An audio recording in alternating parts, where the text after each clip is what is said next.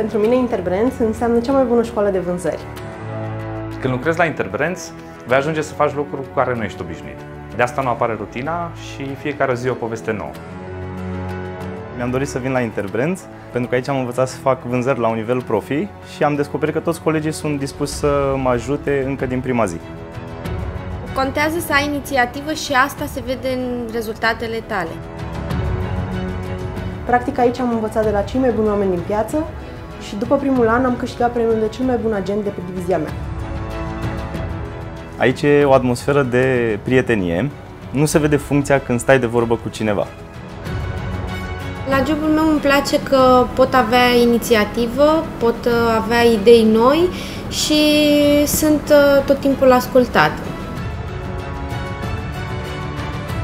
Noi facem mai mult decât vânzări, pentru că fiecare agent este și un consilier al clientului său și asta cred că ne diferențiază în piață. Cea mai plăcută parte din job este atunci când are loc negocierea cu clientul, pentru că reușești să vezi la ce nivel ești cu adevărat. Suntem o companie de succes pentru că am strâns aici oameni foarte buni și fiecare agent când pleacă pe teren aduce valoare adăugată a companiei prin ideile sale. După primul an în Interbrands există posibilitatea de promovare pentru că aici avem grijă de oamenii noștri. Am venit în Interbrands acum 7 luni.